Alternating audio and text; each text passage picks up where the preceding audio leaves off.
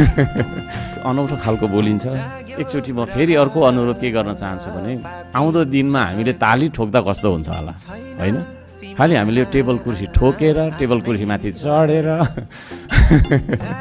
यो पनि अलिकति राम्रो देखिएको छैन। त्यसो भएको कारणले हामीले आफूलाई मन लाग्दाखेरि दुई हात हाम्रो छ त्यो दुई हात बजाएर ताली ठोक्नु भने कति राम्रो हुन्थ्यो होला भन्दै म चाहिँ भर्खरै दार्चुला गएको थिएँ। अलिकति असान्दर्भिक कुरातिर मोडिन्छु अब म।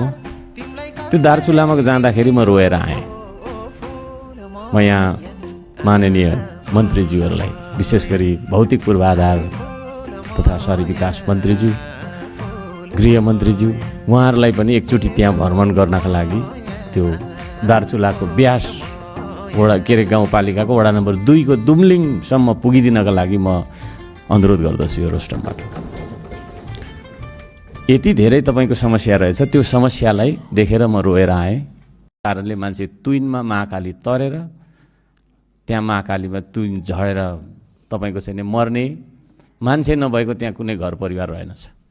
मान्य सदस्य आफ्नो भनाइ छुट्याउनु होला। सरकारलाई त्यसतर्फ पनि ध्यान आकर्षण गर्न चाहन्छु।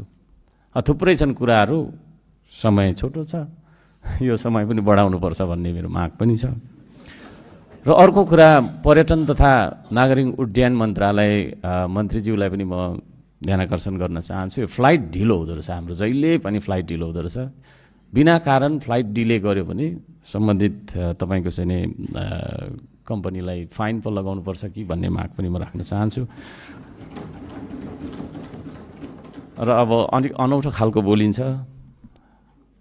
एकचोटि म फेरि अर्को अनुरोध के गर्न चाहन्छु भने आउँदो दिनमा हामीले ताली ठोक्दा कस्तो हुन्छ होला, होइन? खालि हामीले टेबल कुर्सी ठोकेर टेबल कुर्सीमाथि चढेर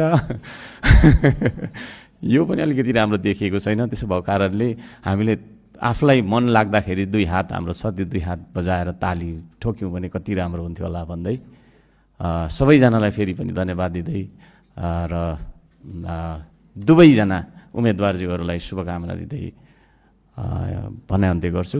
नमस्कार।